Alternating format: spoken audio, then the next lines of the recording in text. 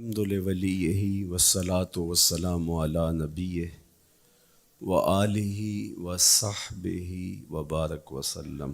قال اللہ تعالی وتبارک فی القرآن المجید والفرقان الحمید۔ بسم اللہ الرحمن الرحیم۔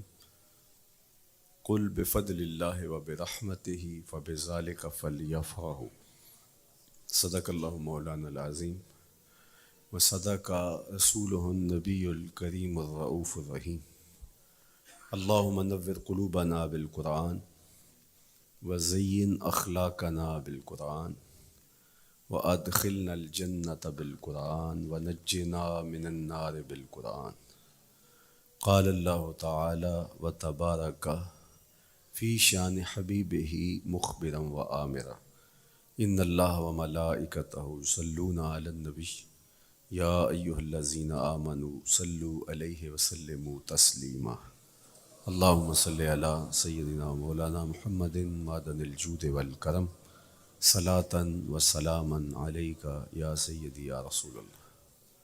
حمد و تعریف و توصیف اللہ جل مجدہ الکریم کی ذات برکات کے لیے، رسول رحمت، شفیع معظم، نبی محتشم، حضور ختمی المرتبت صلی اللہ علیہ وآلہ وسلم کے حضور ناز میں اپنی عقیدتوں، ارادتوں اور محبتوں کا خراج پیش کرنے کے بعد، واجب الاحترام ذوی الاحتشام معزز و مکرم سامعین، خواتین و حضرات، السلام علیکم ورحمۃ اللہ وبرکاتہ۔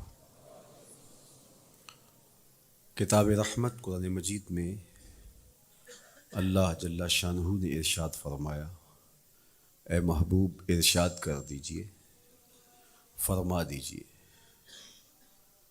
قل بفضل اللہ و برحمتہ، جب اللہ کا فضل اور اس کی رحمت ہو، فبذالک فلیفرحوا، تو انہیں چاہیے کہ اس فضل و رحمت کے حصول پر، اللہ جل شانہ کی اس کرم نوازی پر فرحت کا اظہار کریں، خوشی اور شادمانی کا اظہار کریں۔ ہوا خیر مما یجمعون، اور وہ جب فرحت کا اظہار کرتے ہوئے، خوشی کا اظہار کرتے ہوئے خرچ کرتے ہیں، تو وہ خرچ کرنا اس مال سے بہتر ہے جو وہ جمع کرتے ہیں۔ تو خوشیوں کا حصول اللہ جل شانہ کا شکر واجب کرتا ہے۔ جب کوئی بھی خوشی ملے تو ہمارے اوپر ضروری ہوتا ہے کہ ہم اللہ کا شکر ادا کریں۔ شکریہ ادا کرنے سے نعمتیں اور زیادہ ملتی ہیں، اور شکریہ ادا نہ کرنے سے نعمتوں سے محروم کر دیا جاتا ہے۔ اور یہ انسانی فطرت ہے کہ جب اسے کوئی سرشاری ملتی ہے، جب اسے کوئی نعمت، رحمت یا راحت پہنچتی ہے، تو وہ اس پر خوش ہوتا ہے۔ قرآن مجید میں ایک مقام پہ فرمایا وَإِذَا أَذَقْنَا الْإِنسَانَ مِنَّا رَحْمَةً فَرِحَ بِهَا، جب انسان کو ہماری جانب سے کوئی رحمت ملتی ہے تو وہ اس پہ خوش ہو جاتا ہے۔ آپ ایک چھوٹے سے بچے کی گال سہلائیں، اس کو ٹافی دیں، اس کے سر پہ شفقت سے ہاتھ رکھیں تو اس کا چہرہ کھل کے گلاب ہو جاتا ہے۔ ٹھٹھرتے ہوئے ماحول میں کسی کو روک کے گرم چائے پلا دے تو اس کی طبیعت میں سرشاری آ جائے گی اور وہ آپ کا شکر گزار رہے گا۔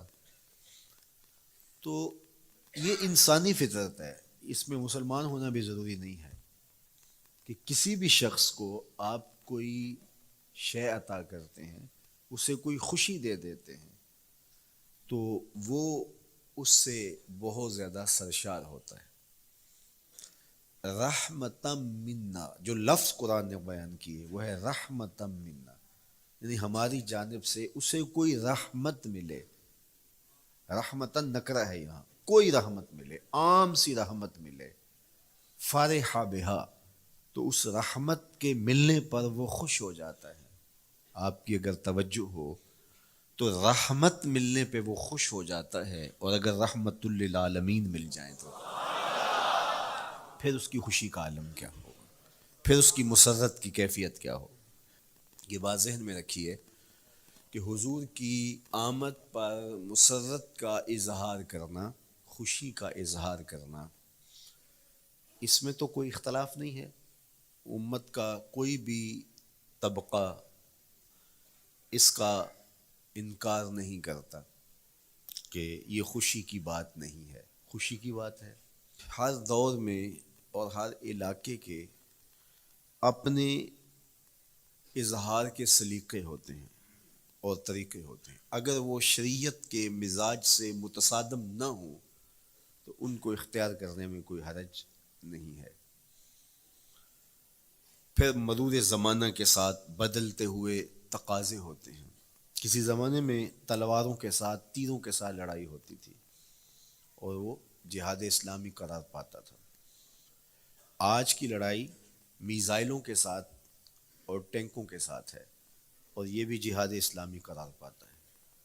کوئی کہے کہ تیر و تفنگ کو چھوڑ کے، نیزہ و بالا کو چھوڑ کے، شمشیروں کو چھوڑ کے یہ میزائلوں پہ آ جانا، یہ ٹینکوں پہ اور یہ جدید آلات حرب پہ آ جانا، یہ دانش مندی نہیں ہے، یہ سنت سے انحراف ہے۔ تو میاں تو سنت کے مفہوم کو نہیں سمجھا۔ اس دور میں آلات حرب وہ تھے، بدلتے تقاضوں کے ساتھ آلات حرب یہ ہوئے، تو وہ بھی عین جہاد اسلامی تھا، یہ بھی عین جہاد اسلامی ہوگا۔ اسی طرح خوشی کے مختلف طریقے ہیں۔ کسی زمانے میں بالکل پرانے لوگ جانتے ہیں، جب کسی کے ہاں خوشی آتی تو وہ گڑ کی روڑیاں بانٹتا، یہ پرانا طریقہ۔ پھر اس کے بعد پتاشے بانٹنا شروع ہو گئے لوگ، پھر اس کے بعد وہ شکر پارے آ گئے، اس کے بعد پھر لڈو آ گئے، پھر موتی چور، اور پھر نہ جانے کیا کیا۔ لیکن روح ایک ہی ہے۔ جو گڑ بانٹنے سے مسرت کا اظہار تھا، وہی آج جدید جو ہمارے پاس مٹھائی کی اقسام ہیں، ان کو بانٹنے سے بھی وہی مقصود ہے۔ کسی زمانے میں کسی کہ ہاں بیٹا ہوتا تو وہ گھر کے دروازے پہ پتے باندھ دیا کرتے تھے۔ یہ اس دور کی جھنڈیاں تھیں، اظہار کے لیے کس گھر میں خوشی آئی ہے۔ تو آج کے دور میں تو ہمیں پتے باندھے ہوئے نہیں ملتے۔ آج گھروں کے اندر ولادت مبارک کے یا مختلف طرح کے غبارے لگا دیے جاتے ہیں یا جھنڈیاں لگا دی جاتی ہیں۔ تو مختلف بدلتے ہوئے ادوار میں وہ طریقے ضرور بدلے، لیکن جہاں تک مسرت کا اظہار ہے، وہ روح بعین ہی ہر دور میں، ہر علاقے میں، ہر جو ہے وہ کلچر میں موجود ہے۔ کسی بھی خوشی پہ مسرت کا اظہار، مسرت اور سرور اور کیفیت کا اظہار، یہ انسانی زندگی ہے۔ اسلام ہمیں مسرتوں کے اظہار اور شکرانے کی صورت کے بہت سارے طریقے دیے ہیں، اس میں سے روزہ رکھنا بھی ہے۔ ان طریقوں میں سے ایک طریقہ نوافل ادا کر کے شکر کا اظہار کرنا بھی ہے۔ خیرات بانٹ کے، لوگوں کو کھانا کھلا کے مسرت کا اظہار کرنا ہے، لوگوں کو لباس پہنا کے مسرت کا اظہار کرنا ہے۔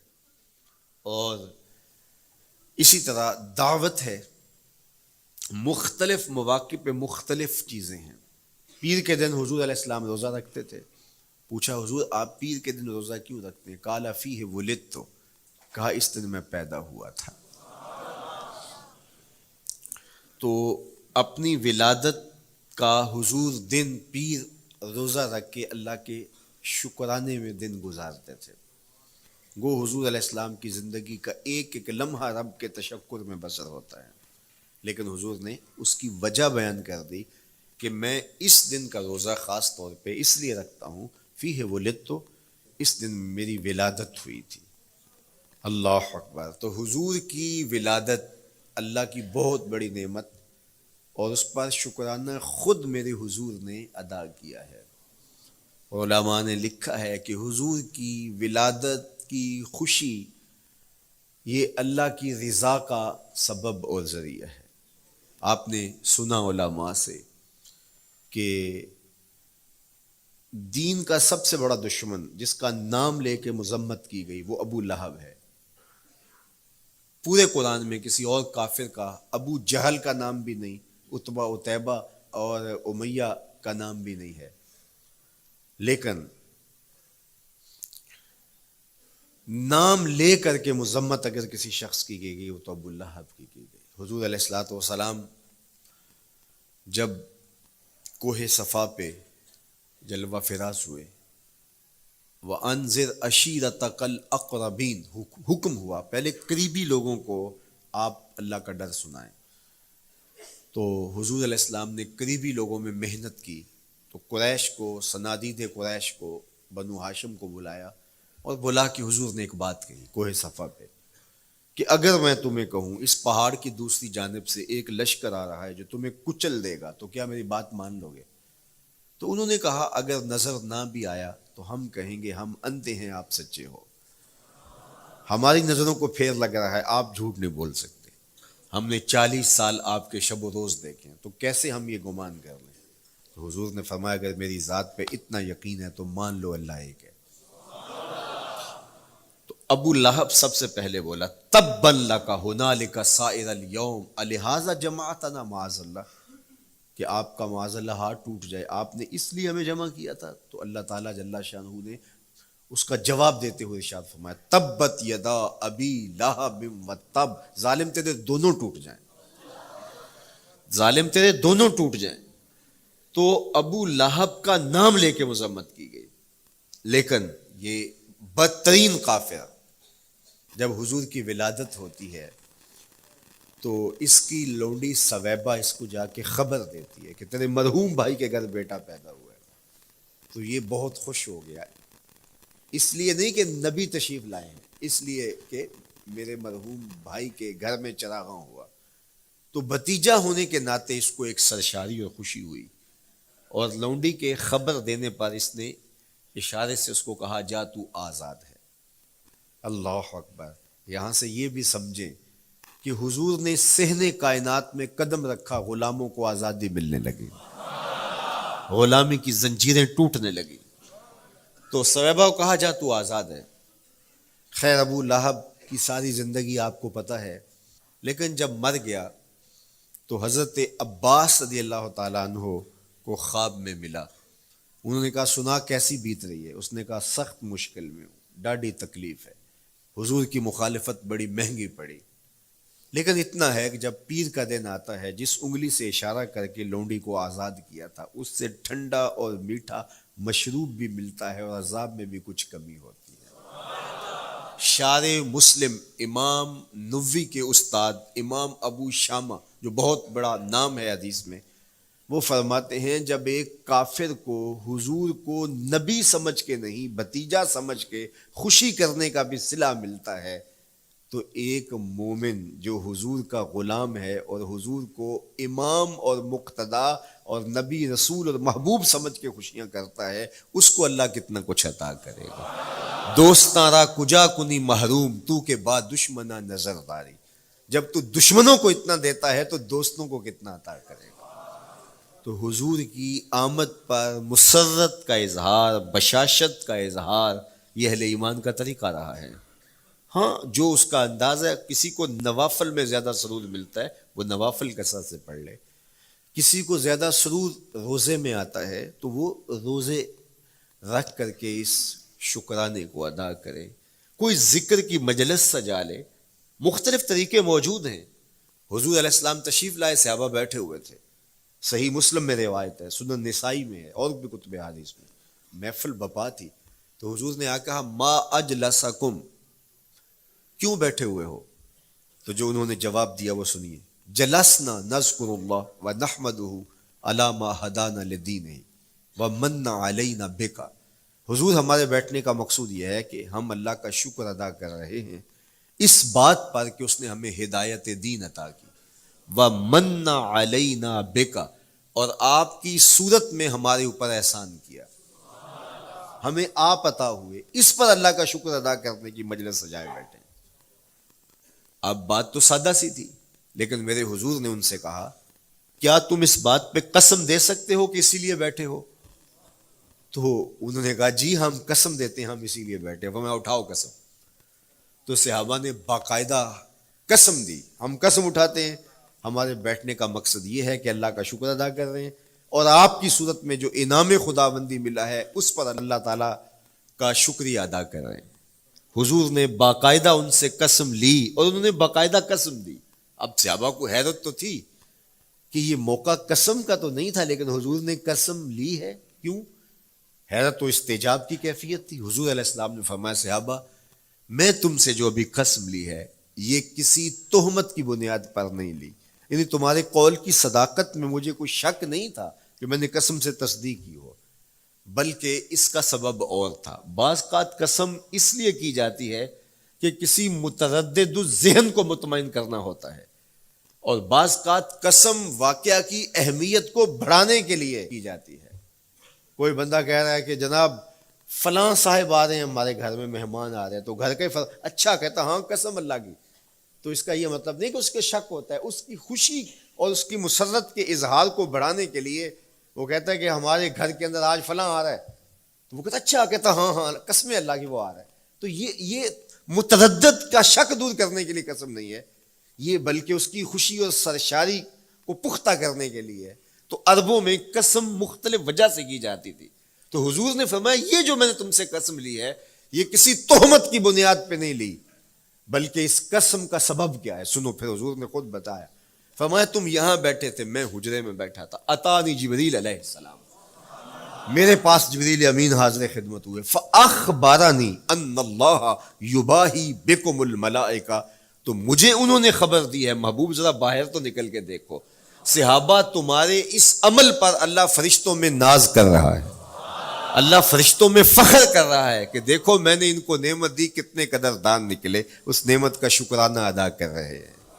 اور آج اگر ہم اپنے گھر میں بیٹھ کے, اپنی مسجد میں بیٹھ کے حضور کی صورت میں انعام خداوندی کا شکریہ ادا کرتے ہیں تو اللہ کی رحمتوں سے بعید نہیں کہ اللہ فرشتوں سے کہے دیکھو صدیاں بیت گئیں, یہ آج بھی شکرانہ ادا کر رہے ہیں, اور یہ بات میری اور آپ کی بخشش کی ضمانت قرار پائے. تو حضور کی صورت میں جو انعام ہوا, حضرت حسان بن ثابت اکثر کہا کرتے تھے منا علینا ربنا ام بعث فینا محمدا, ہمارے رب نے ہمارے اوپر احسان کر دیا ہے کہ محمد عربی عطا کر دیے. ساری زندگی سجدے میں سر رکھ کے شکر ادا کرتے رہیں, حق کے شکر پھر بھی ادا نہ ہو.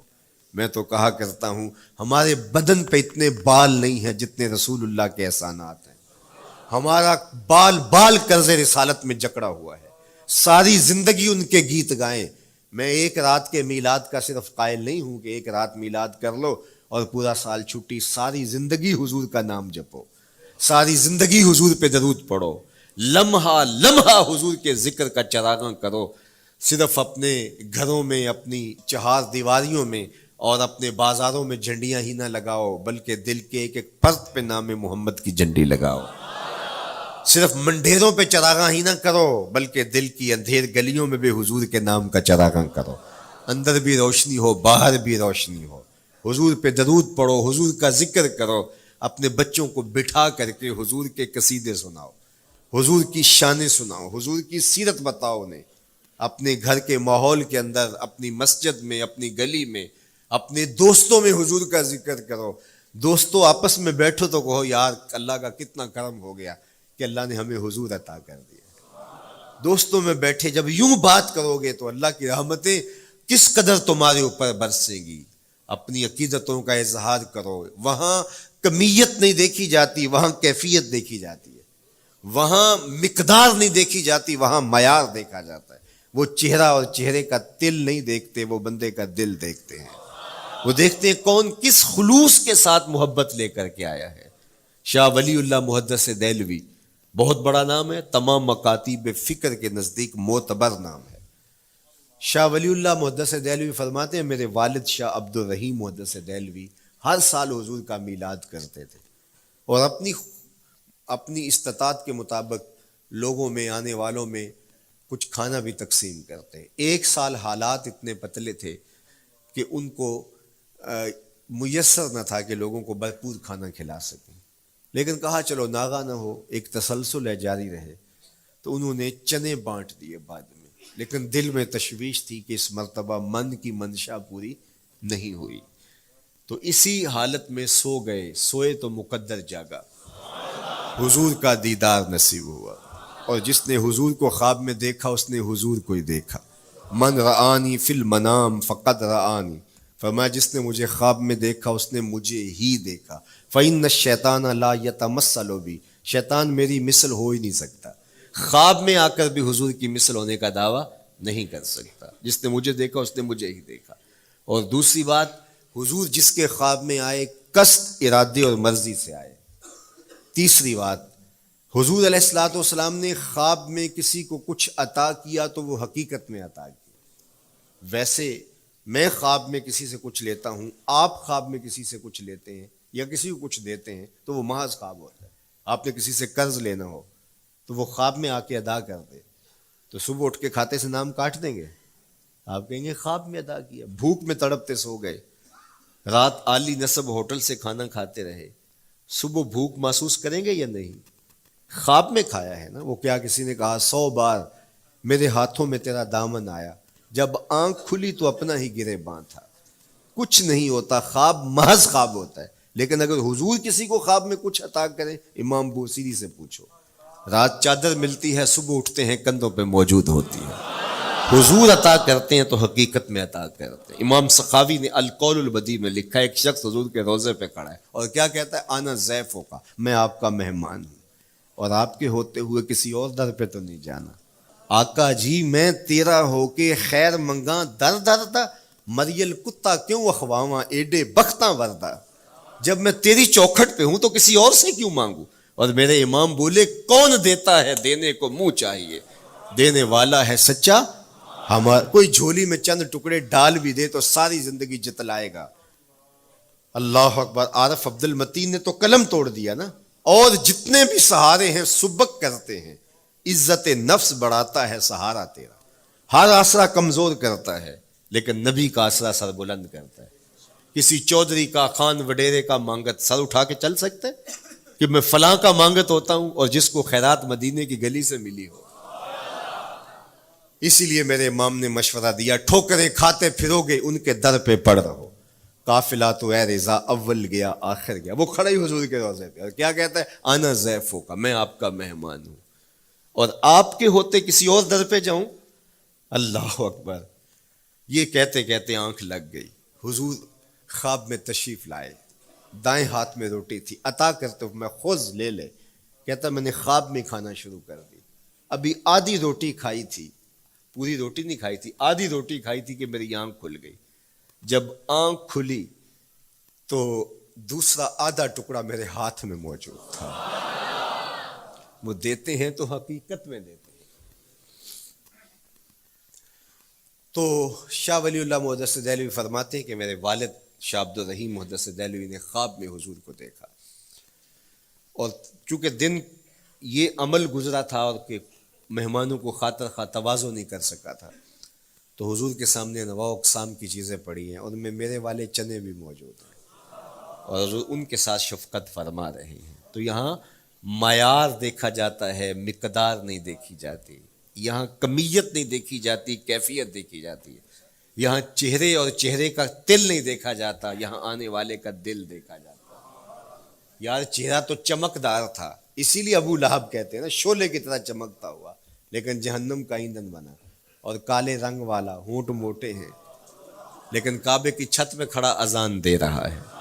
اذان ازل سے تیرے عشق کا ترانہ بنی, نماز تو اس کی دید کا ایک بہانہ بنی. ادائے دید سراپا نیاز تھی تیری, کسی کو دیکھتے رہنا نماز تھی تیری. تو عقیدتوں کے رنگ اور محبتوں کے رنگ حضور علیہ السلام کے ساتھ جب کوئی پیش کرتا ہے تو رائے گانی جاتی. یہ وفاداروں کا در ہے, یہاں بے وفائی کا تصور ہی نہیں ہے. وہ ہاتھ پکڑتے ہیں تو پھر چھوڑتے نہیں ہیں. اس لیے ان سے محبت کا ربط قائم کیجیے, اپنی اولادوں کو حضور کا پیار سکھائیے, اپنے گھروں میں میلاد کیجیے. لازم نہیں ہے کسی عالم دین کو بلاؤ, آپ اپنے گھروں میں حضور علیہ السلام پر درود پڑھیے گا, بچوں کو بٹھائیے گا اور حضور کی سیرت کا کوئی واقعہ ان کو سنائیے گا. صحابہ اپنے بچوں کو بٹھا کر کے حضور کی سیرت بتایا کرتے تھے, حضور کا نقشہ بتایا کرتے تھے, حضور کے شمائل ذکر کیا کرتے تھے. اور کوئی صحابی ملتا تو تابعین جمع ہو جایا کرتے تھے اور اسے پوچھتے تھے اچھا بتاؤ حضور کی صورت کیسی تھی، زلفیں کیسی تھی. یہی میلاد ہے نا. میلاد میں حضور کے فضائل کا ذکر ہوتا ہے، شمائل کا ذکر ہوتا ہے، خصائل کا ذکر ہوتا ہے. اور موسم حج کا ہے. ایک اونچے ٹیلے پہ حضرت سیدنا ابو طفیل چڑھ گئے. یہ آخری صحابی ہیں، اس کے بعد کوئی صحابی نہیں. آخر میں سب سے آخر میں فوت ہوئے 110 ہجری میں. حضور کے وصال کے 100 سال بعد تک زندہ رہے.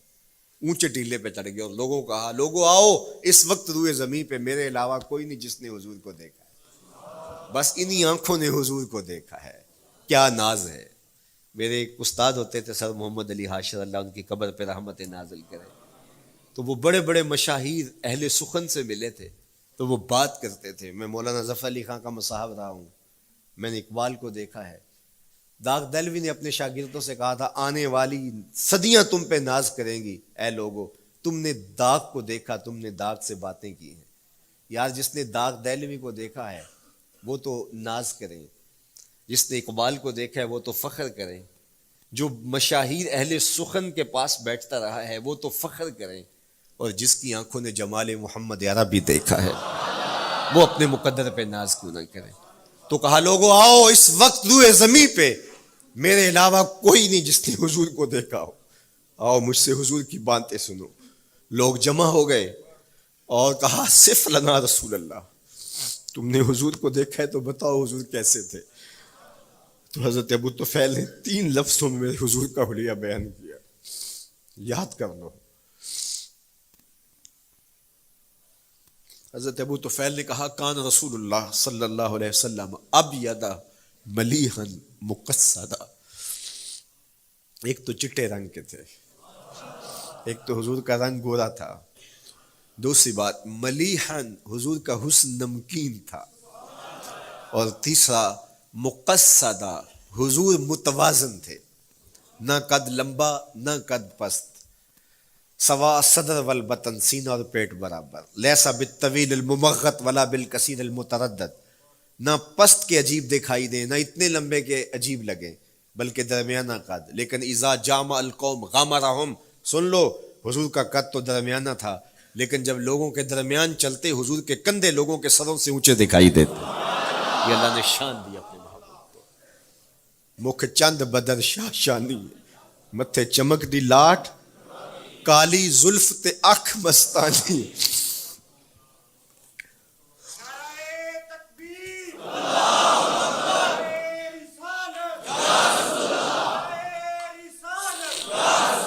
کالی زلف تے اکھ مستانی ہیں، مخمور رکھی ہیں مد بھریاں.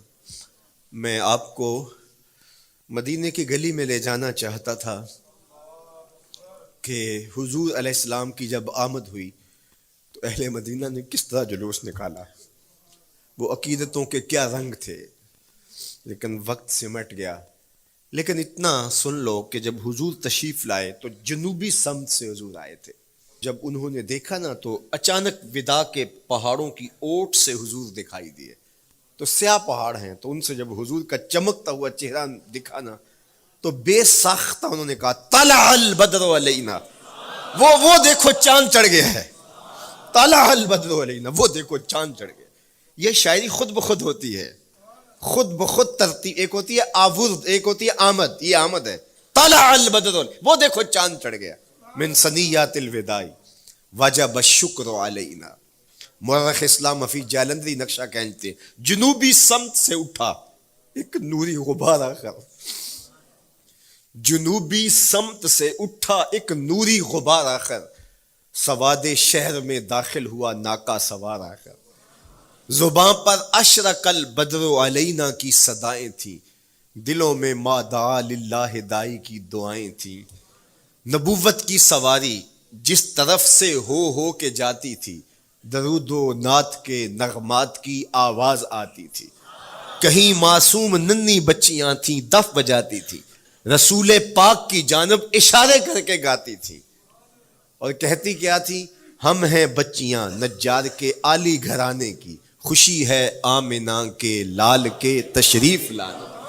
خوشی ہے آمنہ کے لال کے. عجیب رنگ بکھرے ہوئے تھے. حضور نے جب بچیوں کو دیکھا تو فرمایا تم مجھ سے محبت کرتی ہو؟ انہوں نے کہا ہم دل و جان سے آپ سے پیار کرتی ہیں. تو حضور نے فرمایا واللہ انا احبکن، اللہ کی قسم میں بھی تم سے پیار کرتا ہوں، میں بھی تم سے پیار کرتا ہوں. لوگ گھروں کو سجائے بیٹھے، ہلم الینا یا رسول اللہ الی العدد والعدۃ والمنع، حضور آ جاؤ نا، آ جاؤ، ہمارے پاس اسلحے بھی ہیں، کسی نے حملہ کیا توڑ کے رکھ دیں گے، ہمارے بڑے بڑے گھر ہیں، مہمان آئے سنبھال لیں گے، رک جاؤ نا ہمارے گھر. اب اتنے چاہنے والے ہوں تو کس کو پذیرائی دیں؟ حضور اونٹنی کی مہار گردن پہ ڈالتے، فرماتے خلو سبیلہا ناقتی مامورۃ من اللہ، اس کی راہیں چھوڑ دو، یہ اللہ کے حکم کی پابند ہے. کہتے ہیں لوگوں نے اونٹنی کو چارہ دکھانا شروع کر دیا کہ چلو اونٹنی بیٹھ جائے. اللہ اکبر، پانی ہڑا نو لوڑ کی راہ براندی، پہنچے آپ دریار سرکار یارا. یار جب محبت پیدا ہوتی ہے یار منانے کے ڈھنگ بھی سیکھ لیے جاتے ہیں، محبت بتا دیتی ہے محبوب کو کیسے منانا ہے. لیکن حضور فرماتے خلو سبیلہا ناقتی مامورہ، راہیں چھوڑ دو، میری اونٹنی اللہ کے حکم کی پابند ہے، یہ سبز چاروں کے لالچ میں آنے والی نہیں ہے، چھوڑو چھوڑو اس کا راستہ. اللہ اکبر، جب بنو نجار کے محلے سے حضور گزرے، یہی بچیوں نے تالا البدر علینا پڑھا تھا، اور یہی محلہ حضور کے ننیال کا محلہ تھا. انہوں نے جو لفظ کہے، امام صالحی نے، اللہ ان کی قبر پہ کروڑوں رحمتیں نازل کرے. سبل الہدا والرشاد میں نے کئی مرتبہ یہ مقام پڑھا ہے، باب الہجرہ مسلم شریف باقی کتب حدیث میں بھی ہے، لیکن امام صالحی نے بہت ساری احادیث جمع کی ہیں، اور انہوں نے یہاں جو منظر بیان کیا ہے، انہوں نے جو لفظ کہے نا، جب حضور آئے بنو نجار کے محلے سے گزرنے لگے تو ذرا لفظوں کی چاشنی دیکھیے، ان لفظوں سے ٹپکتے شہد کو دیکھیے. تو انہوں نے آگے بڑھ کے حضور کو دعوت دی، اور لفظ کیا کہے، ہلم الی اخوالک یا رسول اللہ الی العدد والعدۃ والمن، حضور ادھر تو رک جاؤ، یہ تو آپ کے ماموں کے گھر ہیں، یہ تو آپ کے ننیال کا محلہ ہے. لیکن حضور نے فرمایا کہ بس میری راہیں چھوڑ دو. پھر اونٹنی جا کے کہاں بیٹھی، نیویاں دا پرونا ہے میرا نبی، کوٹھیاں تے چڑھے ویخ دے رہ گئے. سہل اور سہیل دو یتیم بچے تھے، اور ان کی خالی جگہ پڑی تھی، جا کے اونٹنی وہاں بیٹھ گئی. اٹھایا گیا پھر بیٹھ گئی. قریب ترین مکان حضرت ابو ایوب انصاری کا تھا. دوڑے آئے، سامان اتارنے لگے، کہا حضور اونٹنی کو اب نہ اٹھاؤ، اب تو میرے وقت جاگ پڑے ہیں. پھر ان کی کیفیت کیا تھی، امروز شاہ شاہاں مہمان شدست مارا. امروز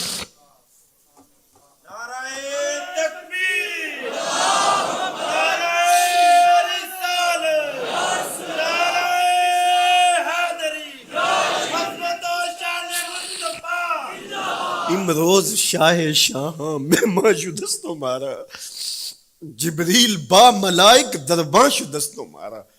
وہ کہتے ہیں آج شاہوں کا شاہ میرے گھر کا پرونا بن گیا ہے. یہ ابو ایوب انصاری کے جذبات ہیں. آج شاہوں کا شاہ، آج خسرو حسینہ ماہ نازنینہ، آج امام الانبیاء میرے گھر کا پرونا بنا ہے. کہاں میں کہاں نکہتے گل، باد صبا تیری مہربانی. کبھی اونٹنی کے پاؤں چوم رہے ہیں، تیرے بخت کے تو میرے گھر تک لے آئی. تو کہا امروز شاہ شاہاں مہمان شدست مارا، آج شاہوں کا شاہ میرے گھر کا مہمان ہے. پھر آگے کیا کہتے ہیں، جبریل با ملائک درباں شدست مارا. لوگوں جبریل کو دیکھو، آج میرے گھر کا پیرا دے رکھا ہے، آج میرے گھر کا چوکی دار بنا ہوا ہے، کیونکہ میرے گھر میں حضور ٹھہرے ہوئے ہیں. تو کیا حضور کی آمد کا جلوس تھا یار. صحابہ نے جو حضور کے آمد کا جلوس نکالا، ہم تو وہ رنگ پیش نہیں کر سکتے، لیکن میں آپ کو کہوں گا درود پڑھتے ہوئے آج جلوس میں شامل ہوں، حضور کے ذکر سے سرشار ہو کے جلوس میں شامل ہوں، اور پورے نظم کے ساتھ. اگر آپ کے جلوس میں کوئی کسی کی گاڑی گھس بھی آتی ہے، اس کو پیار دینا، اس کو راستہ دینا، اور اس کو حضور کی رحمت کا احساس ہو کہ یہ رحمت کو ماننے والے لوگ ہیں، اور حضور پہ درود پڑھتے رہنا، عقیدتوں کے رنگ میں رہنا.